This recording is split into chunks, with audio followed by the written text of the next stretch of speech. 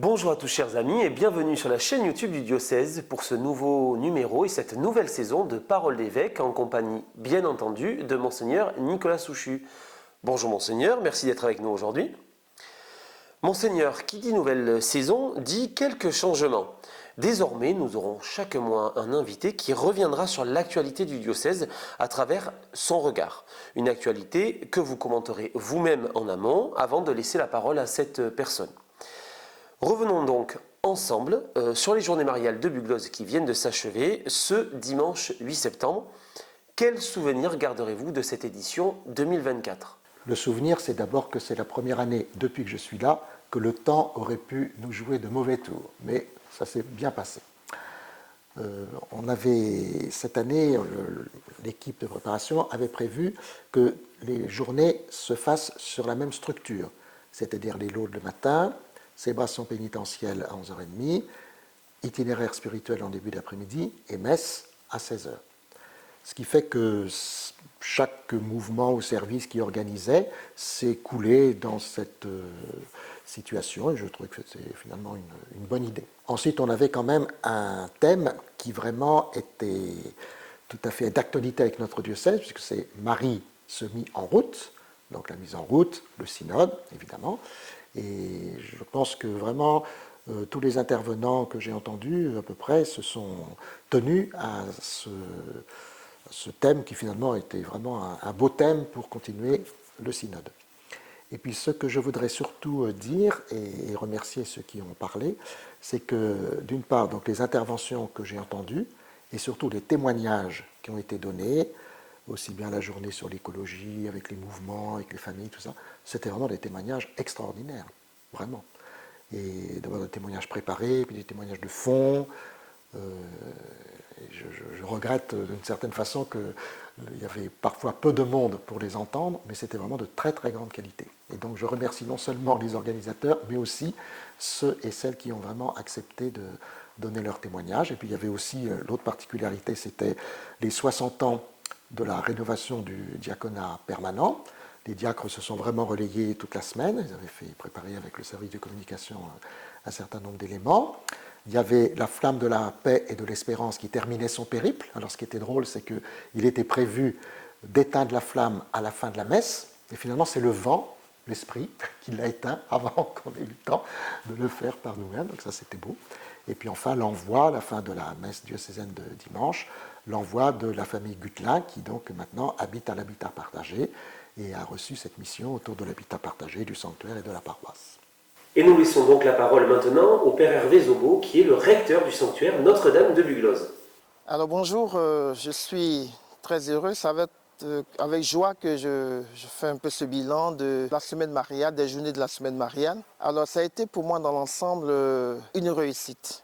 Voilà, et nous rendons toute la gloire à Dieu. Et particulièrement pour moi, ça a été une très belle expérience parce que nous avons été au cœur des préparatifs. Donc nous avons préparé ces journées mariales avec les différentes équipes, le vicaire général et vraiment bon nombre de personnes.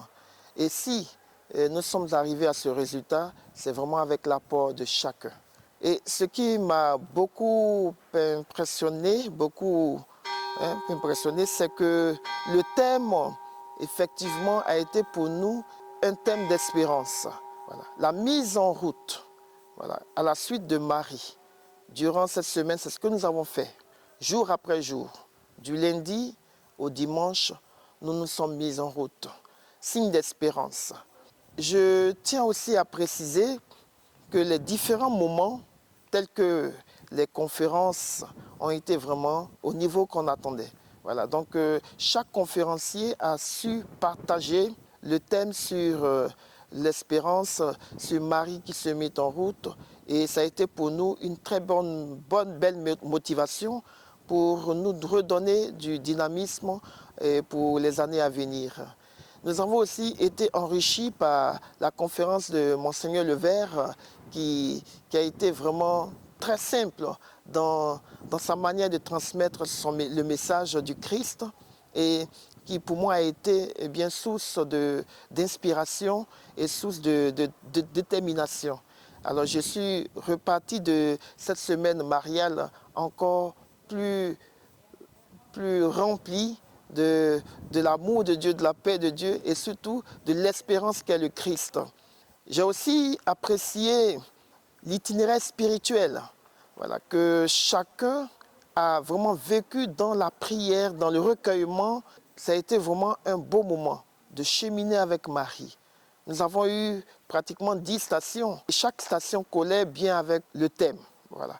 Donc, je tiens à tout simplement dire merci. Merci à tout un chacun. Merci à mon Seigneur qui a été vraiment inspiré de nous donner ce thème « Marie se mit en route ». Voilà. Et qui colle bien avec notre thème du synode diocésain que nous célébrons en ce moment, Osez l'espérance dans vos communautés chrétiennes. Et c'est aussi un grand bonheur d'être en communion avec le pape par rapport au jubilé de 2025. L'espérance ne déçoit pas. Et vraiment, nous sommes sortis de cette semaine mariale-là sans déception. Voilà, nous sommes vraiment heureux et que vraiment Dieu encore bénisse le diocèse. Merci à toutes et à tous. Merci au Père Hervé Zobo, recteur du sanctuaire de Bugloss, d'avoir accepté de faire ce petit témoignage. Monseigneur, sans transition, revenons sur l'événement de l'été, l'événement majeur de l'été en France et dans le monde, les Jeux Olympiques et Paralympiques de Paris 2024. D'ailleurs, les Jeux Paralympiques viennent tout juste de s'achever ce dimanche 8 septembre. Vous souhaitiez revenir sur ce temps fort qui a été marqué aussi bien par des exploits extraordinaires que par quelques polémiques. Oui, comme vous l'avez dit, il y a eu des choses extraordinaires.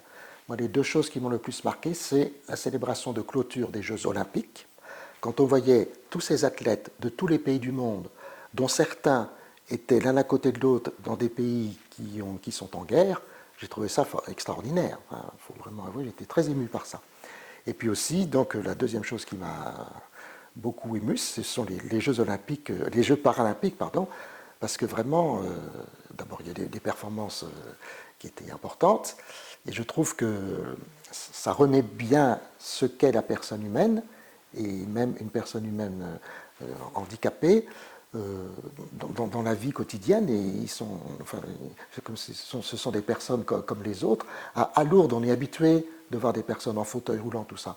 Dans les rues, habituellement, on regarde les gens en se disant pourvu que ça ne soit pas chez nous. Et donc là c'était vraiment une belle aussi. Enfin, ça m'a beaucoup ému, ces Jeux paralympiques. Alors après ça, évidemment, la célébration d'ouverture des Jeux olympiques. Alors moi, je n'ai pas tout vu.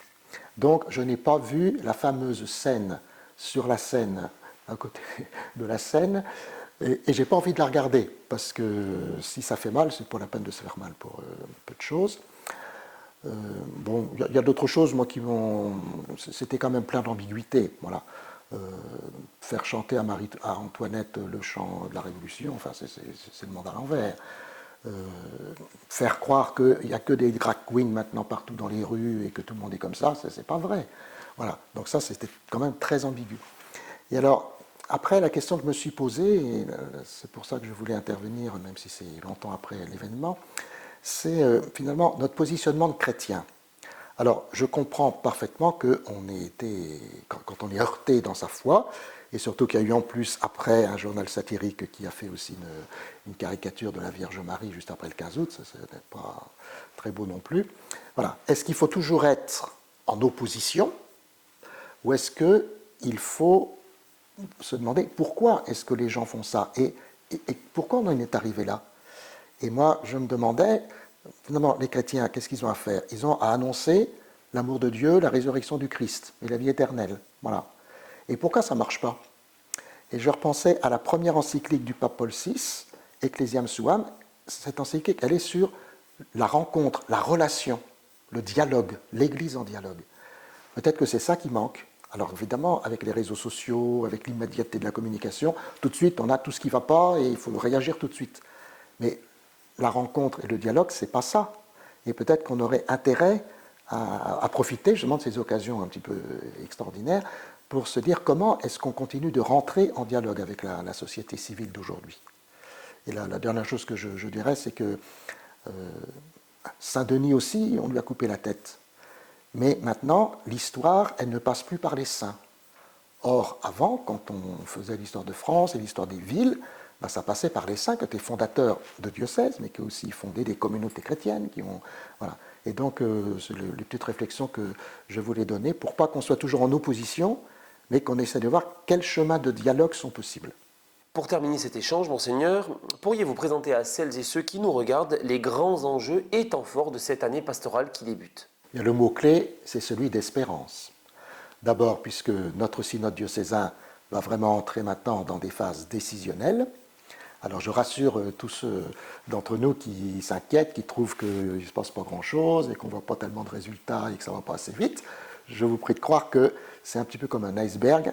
De fait, actuellement, la face visible de l'iceberg n'est pas très, cache beaucoup de choses, mais que la face cachée travaille beaucoup, puisqu'il a fallu préparer le cahier synodal pour l'assemblée synodale du mois de novembre, qui donnera des priorités. En janvier-février, les équipes synodales se retrouveront pour affiner tout ça, de façon à ce que l'assemblée synodale de mai 2025 soit vraiment une assemblée qui vote des décisions et des orientations pastorales et synodales que je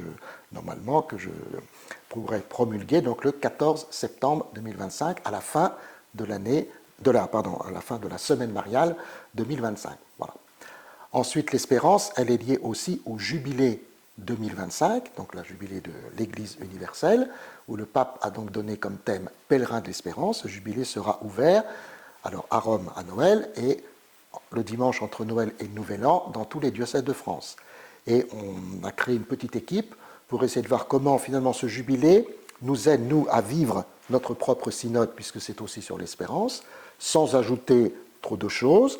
Il y a le pèlerinage à Rome au mois d'octobre 2025 qui est déjà prévu.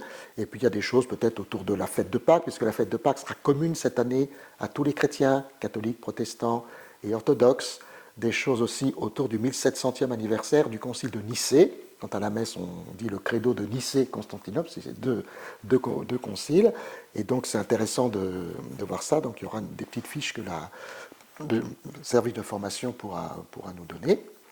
Il y a aussi le synode de l'Église universelle qui, lui, sera en phase terminale, si je puis dire, au mois d'octobre. Donc on attend, ça sera intéressant de savoir, premièrement, qu'est-ce que les pères et mères du synode auront décidé, et ensuite, un peu plus tard sans doute, ce que le pape va en retenir pour l'Église universelle et comment nous pourrons allier ce que nous faisons au plan local, notamment de notre synode diocésain, avec le plan de l'Église universelle. Donc ça va être normalement une belle année et que j'espère vraiment que tous on puisse trouver l'espérance, même si on a éteint la flamme de la paix et de l'espérance.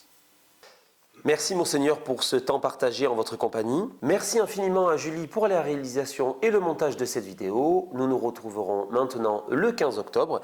D'ici là, je vous souhaite à toutes et à tous une très belle rentrée. À bientôt.